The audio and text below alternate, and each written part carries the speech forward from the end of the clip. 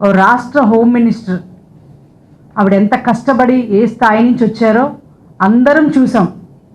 కానీ ఒక కోడిగుడ్డు ఒక పరిశ్రమలకి ఒక రాష్ట్రానికి పరిశ్రమ తీసుకురా బాబు దావోస్కి వెళ్ళానంటే చలి ఎక్కువ ఉంది అందుకని నేను వెళ్ళలేదన్న వ్యక్తి ఈరోజు వాడు బాబు సంపాదించిన ఆస్తి నుంచి గవర్నమెంట్కి ఒక కారు ఇచ్చాడు, ఒక వెహికల్ ఇచ్చాడు.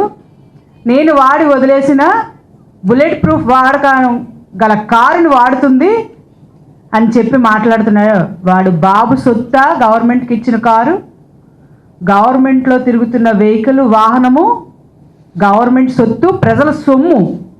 అది మర్చిపోయి నీ సొత్తులాగా నీ బాబు సంపాదించిన నీ బాబుగారి సొత్తులాగా నీ వాహనాన్ని తిరుగుతుంది అని చెప్పి మాట్లాడుతున్నావు.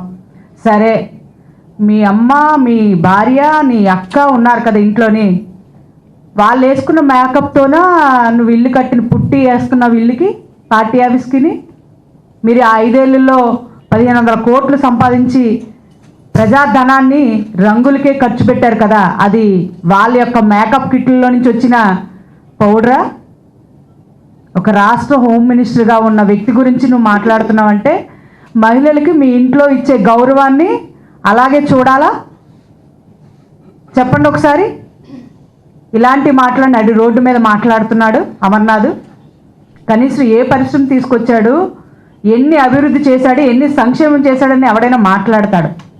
అంతేగాని అభివృద్ధి సంక్షేమాన్ని పక్కన పెట్టేసి ఎప్పుడు వ్యక్తిగత జీవితాల గురించే మాట్లాడమే వీళ్ళకి టైంగా పెట్టుకొని ఈ రాష్ట్రంలో మళ్ళీ ప్రజల్ని గొడ్డల పార్టీని తీసుకొస్తాము, గొడ్డల పార్టీతోనే ఈ గొడ్డలతోనే వేటు చెప్పి తెలుగుదేశం పార్టీని నరికేస్తాము, తెలుగుదేశం పార్టీని గొడ్డలతోనే భూస్థాపితం చేస్తామని నడి రోడ్డు మీద మాట్లాడుతున్నాడు. సిగ్గుగా లేదా?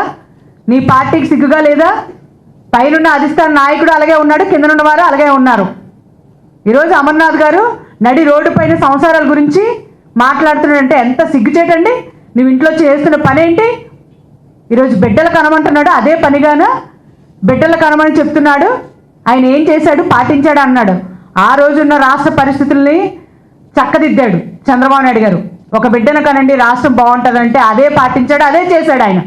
ఈరోజు రాష్ట్ర పరిస్థితి ఏమైపోతుందో అని చెప్పి బిడ్డలు కనండి అని అంటుంటే దాన్ని తప్పుగా వక్రీకరించి నడి రోడ్డు పైన హేళన చేస్తూ మాట్లాడుతున్నాడు.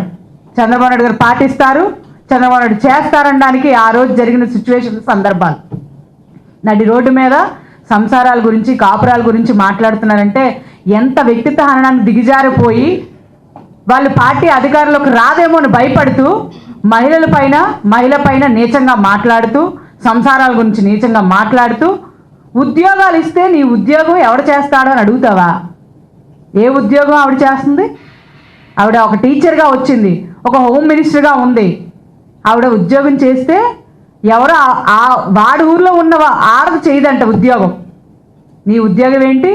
నీ ఇంట్లో ఉన్న ఆడవాళ్ళు ఏ ఉద్యోగం చేస్తున్నారో పక్కున్న ఆడదాని గురించి వేలెత్తి చూపితే నీ ఇంట్లో ఉన్న ఆడవాళ్ళు 3000 మన వైపు చూపిస్తే మర్చిపోతున్నాడు అమర్నాథ్. ఒక కోడిగుడ్డు తెచ్చి పరిశ్రమని కనీసం రాష్ట్రాన్ని ఏళ్ళైపోయాడు. అలాంటి వ్యక్తి ఒక ఆడదాని గురించి మాట్లాడుతున్నాడు. నీ ఇంట్లో ఉన్న తల్లి, చెల్లి, భార్య గురించి మాట్లాడితే నీకెలా ఉంటుంది? వాళ్ళు అదే పని చేస్తున్నారా? వాళ్ళు అదే ఉద్యోగాలు చేస్తున్నారా? అమర్నాథ్ సూటుగా అడుగుతున్నాను. నీ ఇలాకాలను, నీ అడ్డాలను, గాజువాకలు ఉన్నావు, ప్రజల యొక్క మన్నలు పొందానన్నావు కదా. ఈ మన్నలు పొందితే 30,000 ఓట్లు కూడా ఎందుకు రాలేదు గాజువాక నియోజకవర్గంలో? సిగ్గుపడు, సిగ్గుచేటు. ఒక ఆడవాళ్ళ గురించి మాట్లాడుతున్నావు అంటే నీ ఇంట్లో ఉన్న ఆడవాళ్ళ గురించి మాట్లాడాల్సి వస్తుంది. నడి రోడ్డు మీద చెప్పులు తిరగండి. మాకు ఒక సంస్కారం, వ్యక్తిత్వం అన్ని నేర్పింది మా పార్టీ కాబట్టి ఈరోజు నోరు మూసుకొని కూర్చున్నామంటే ఒకసారి ఆలోచన చేయండి. మేము కూడా మీలాగా బూతులు మాట్లాడినా, మీలాగా రికార్డింగ్ డ్యాన్సులు చేసినా కూడా అవి మాకు అవమానంగా ఉంటుందని మీలాంటి రికార్డింగ్ డ్యాన్స్ వాళ్ళు మాటకి కండనేసిన ఉంటే మాకు చాలా సిగ్గుపడుతున్నాం. ఈరోజు అమ్మటి రాంబాబు కానీ, కాకాని గోవర్ధన్ గారు కానీ, గోరంట్ల మాధవ్ కానీ ఏం చేసి వచ్చారు మేము చూడలేదండి. మహిళలతో ఎంత అసభ్యంగా ప్రవర్తించారో, ఎంత నీచంగా డ్యాన్స్ వేసుకొని పేకాట పార్టీ అనుకున్నారా? ఎలా పడితే అలా మాట్లాడతాడు. కాకాని గోవర్ధన్ రెడ్డి అంట, వాడు మాట్లాడే మాటలు చంద్రబాబు నాయుడు గారు అడ్మినిస్ట్రేషన్ కాదని అంటున్నావు. నీకుంటే అడ్మినిస్ట్రేషను? ఎంత అడ్మినిస్ట్రేషన్ చేసావు? చెత్త మీద చెత్త పన్ను వేసిన ముఖ్యమంత్రిగా మిగిలిపోయారు చరిత్రలోని. సిగ్గుపడు. అడ్మినిస్ట్రేషన్ ఉంది కాబట్టే హైదరాబాద్ హైటెక్ సిటీని తీసుకొచ్చాడు, రాయలసీమ రత్నాలసీమ చేస్తున్నాడు, ఈరోజు విశాఖపట్నం ఐటీ హబ్ చేస్తున్నారు. ఈరోజు ఇలాంటి వ్యక్తుల గురించి నువ్వు మాట్లాడుతున్నావు. గోవర్ధన్ రెడ్డి ఒకసారి నీ జీవిత చరిత్ర మీ చిట్టాలు అన్నీ విప్పారంటే ఎందుకు పనికిరారు. ఈరోజు 11 సీట్లు పరిమితం అయ్యారంటే మీ మాటలు మీ చేతలు అలాంటి పరిస్థితి తెచ్చుకోకండి. మళ్ళీని రాష్ట్రంలో వెలివేసిన సిగ్గుచేటుగా సిగ్గుపడి ఇంట్లో ఉండిపోవాల్సిన పరిస్థితులు మానేసి ఆడదాని జీవితాల గురించి లేకపోతే ఇంకో వ్యక్తిత్వ హననం గురించి మాట్లాడతారు. ఒక వ్యక్తి మీద మాట్లాడే హక్కు రాజ్యాంగం మీకు ఎవరికి ఇవ్వలేదు. రాజ్యాంగబద్ధంగా వెళ్ళండి, పార్టీల పరంగా వెళ్ళండి, ప్రభుత్వాలు ఏమైనా తప్పు చేస్తే నిలదీయండి, ప్రజల పక్షాన్ని పోరాడండి. అంతేగాని కనీసం రోడ్లలో గొంతలు కూడా పూడ్చలేని పార్టీ కాబట్టే ఈరోజు భూస్థాపితం చేసేసి అదే గొంతలో పూడ్చబెట్టింది. రాజధాని అమరావతి కావాలని రైతులు ఆడబిడ్డలు పోరాడుతుంటే ఆడబిడ్డల కడుపులో ఆ రోజు తన్నారు కాబట్టే ఈరోజు మిమ్మల్ని కడుపులో తన్ని కూర్చోబెట్టారు 11 సీట్లు ఇచ్చి. ఆడ తలుచుకుంటే రాజ్యాలు కూలిపోతాయి కూడానా. ఆడ తలుచుకుంది కాబట్టి మీరు 11 సీట్లు పరిమితం అయ్యారు. అలాంటిది ఈరోజు రాష్ట్ర హోంమంత్రి గురించి కానీ చంద్రబాబు నాయుడు గారి గురించి కానీ ఎవరి గురించి అండి మీరు మాట్లాడుతున్నారు? నాకు తెలియక అడుగుతున్నాను. ఈరోజు పరిశ్రమలు తీసుకొచ్చాడు, చికెన్ షాపులు, మటన్ షాపులు, కోడిగుడ్ల షాపులు ఇలాంటివి తీసుకొచ్చి అవి పరిశ్రమలు అంట. మేము తీసుకొచ్చాం, మెగా డిఎస్సిని తీసుకొచ్చాం. డిఎస్సిలో ఉన్న విద్యార్థులు ఎవరైతే అర్హతగా ఉద్యోగాలు సంపాదించారో ఆ ఉద్యోగస్తులు తీసుకొచ్చి నడి రోడ్డు మీద కూర్చోబెట్టి ఇదిగోండి 15 లక్షలు తీసుకున్నారని చెప్పానండి.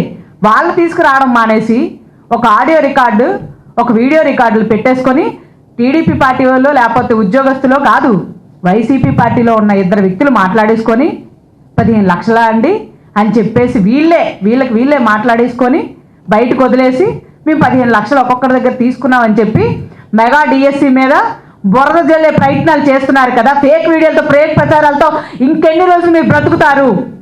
అలాంటి బ్రతుకు ఉండకూడదనే కదా 11 సీట్లకి ఆంధ్ర రాష్ట్ర ప్రజలు ఇచ్చారు. అయినా ఇంకా సిగ్గు తెచ్చుకొని బుద్ధి తెచ్చుకొని మారలేదు. మారకపోగా ఈరోజు వ్యక్తిత్వ హననాలు, ఆడదానిపై నిందలు, లేకపోతే మెగా డిఎస్సి మీద ఆ అవరోధాలు, బురద జల్లడాలు ఇవే చేస్తున్నారు. ఇంతకు మించి ఏం చేశారు? ఎన్ని ఉద్యోగాలు ఇచ్చారు చెప్పండాలు? ఏ ఉద్యోగాలు ఇచ్చారు? వాలంటీరు, ఫైబర్ నెట్లోని లేకపోతే సోషల్ మీడియాలోని సొంత ప్రజాధనాన్ని మీ పార్టీ వాళ్ళకి పుచ్చుకొని వాళ్ళకే సోషల్ మీడియాలో ప్రజాధనాన్ని ఇచ్చారు. అబ్బా ఉద్యోగాలు చెప్పండి. సరే, వైఎస్ భారతిరెడ్డి గారు పులివెందుల్లోని ఫైర్ స్టేషన్లో ఎన్ని ఉద్యోగాలు ఇచ్చారండి? ఎవరి సొత్తని ఇచ్చారు? ఎలా ఇచ్చారు? ఎన్ని కోట్లు తీసుకొని ఇచ్చారు? మీ కార్యకర్తలకి మీ నాయకులకి ఎన్నెన్ని వేల కోట్ల ప్రజాధనాన్ని దుర్వినియోగం చేసి ఉద్యోగాలు ఇచ్చారు చెప్పండి. ఈరోజు న్యాయబద్ధంగా మెగా డిఎస్సిని చేస్తే దానిపై బురద జల్లే ప్రయత్నాలు చేస్తున్నారు. నిజంగా ఎక్కడికి ఎటువైపు వస్తుందో రాష్ట్రం అనేది ఆలోచన చేయాలి. ఈరోజు అప్పుల పాలు చేసిన రాష్ట్రాన్ని అభివృద్ధి పాలన వైపు నడిపిస్తున్నటువంటి ఘనత నారా చంద్రబాబు నాయుడు గారు కాబట్టి, ముందు చూపు కలిగిన వ్యక్తి కాబట్టే ఈరోజు ముందుకు నడిపిస్తున్నారు. అలాంటి వ్యక్తుల్ని పక్కన పెట్టేసి ఏంటో మరి వీళ్ళు రాజకీయ నాయకులు అనాలా, లేకపోతే ఇంకా రికార్డెన్స్లు అనాలా, లేకపోతే పేకాట రాయిళ్ళు అనాలా, ఏమనాలో మాకు అర్థం కావట్లేదు. సరే, వీళ్ళు ముందు చూపు ఏంటో నేను చెప్తాను చూడండి. కరోనా టైంలోని కరోనా వస్తే ఎవడైనా ఏం చెప్తాడండి? బ్లీచింగ్ పౌడర్ వేసుకోమని కానీ పారాసిటమాల్ వేసుకోమని చెప్తారా చెప్పండి? అదే రాజకీయ నాయకుల యొక్క ముందు చూపు, గొప్పతనం. ఒకసారి ఆలోచన చేసి బుర్రలకు ప్రజలు పెట్టి రాష్ట్రం ఎటువైపు వెళ్తుంది, ప్రజలకు ఏం కావాలి, ఏమైనా ఇచ్చారా లేదా దాని గురించి మాట్లాడి చర్చకు సిద్ధం. మేము కూడా ప్రజా సంక్షేమంలోనే ఉన్నాం కదా. అభివృద్ధి సంక్షేమాన్ని ఓర్వలేక చూడలేక నెత్తు నీరు కొట్టుకుంటూ వ్యక్తిత్వాల మీద కానీ బురద చల్లితే వాళ్ళు తగ్గుతారు ఆగుతారు అని చెప్పేసి నిరంతరం అదే పనిగా ముందుకు వెళ్తున్నారంటే మీలాంటి వెధవలు నడి రోడ్డు మీద తిరుగుతూ ఉంటే ఆడవాళ్ళు చెప్పులతో చీపులతో కొట్టే పరిస్థితి మీరు తెచ్చుకునే రోజులు రాకూడదు. ఒక 11 సీట్లకు పరిమితం చేసేసారంటే అప్పుడే ఆలోచన చెయ్యాలి, ఇప్పుడు కాదు.